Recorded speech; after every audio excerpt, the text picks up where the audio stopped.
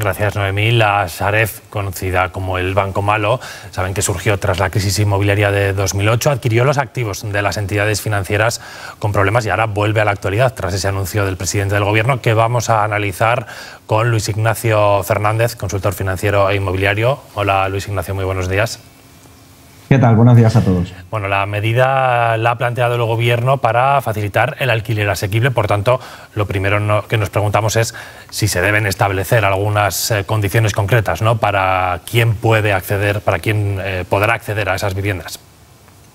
Así es. Primero a ver cuántas viviendas podemos poner a disposición, pero bueno, una vez sabido eso, pues de sentido común es que las viviendas tendrían que ir a parar pues a familias pues que tengan necesidades, ¿no? Que sean familias vulnerables, que no tengan ingresos suficientes para poder permitirse un alquiler. Ya no estamos hablando de comprar una vivienda, sino que estamos hablando de alquilar. Por lo tanto, esos alquileres tendrían que ser de un precio asequible, un precio bajo, que la otra parte la pueda asumir el Estado, las comunidades autónomas. Ya veremos cómo se organizará. Pero cuidado, no nos olvidemos que también hay familias normales, y voy a aclarar lo de normales porque no quiero que se malentienda. O sea, hay familias que sí que tienen ingresos recurrentes, que sí que tienen una nómina, que sí que pueden alquilar un piso, pero es que en las grandes ciudades, sobre todo, se ha disparado tanto el precio de las viviendas que también a día de hoy están siendo familias vulnerables en el sentido de que no encuentran un alquiler que puedan asumir con sus ingresos.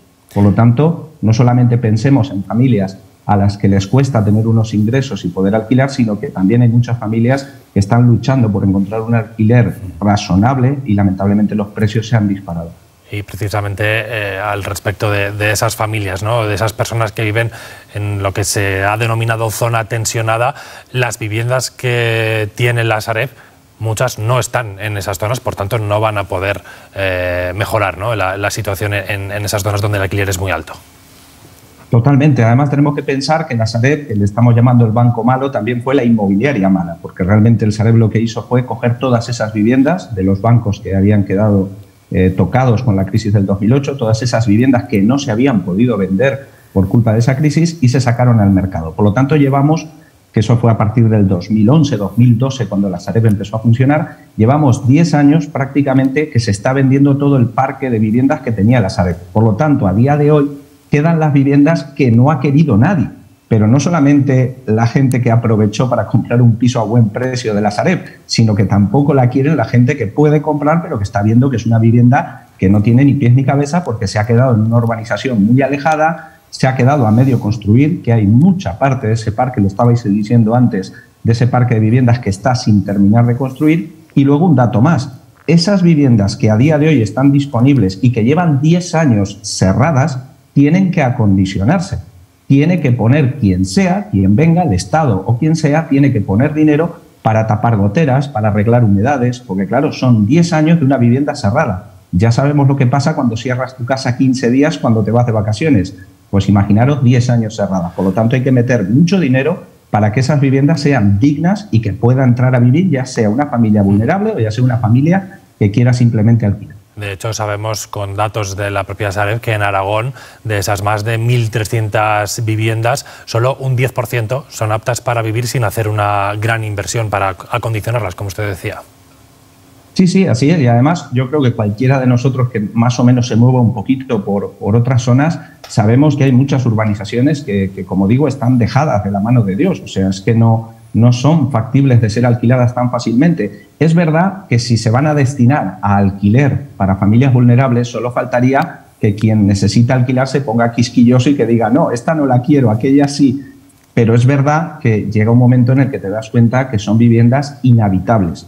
Por tanto, entre el porcentaje de viviendas que están construidas y que a día de hoy son inhabitables, el porcentaje de vivienda que no está construido todavía, y luego el otro porcentaje que está ocupado a día de hoy por otras familias, pues realmente de las 50.000 viviendas anunciadas estamos hablando, como bien decíais antes, pues aproximadamente unas 15 o 20.000.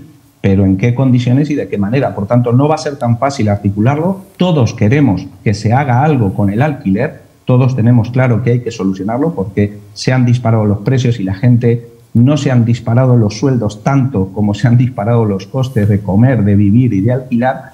Por lo tanto, hay que poner una solución, ya sea del Estado, las comunidades autónomas, los ayuntamientos, todos tenemos que colaborar a que se solucione este problema del alquiler, pero a veces hay algunos anuncios que te dejan un poco frío porque sabes que luego la realidad no va a ser que va a haber 50.000 viviendas y de las que haya ya veremos a ver con cuántas se puede aprovechar.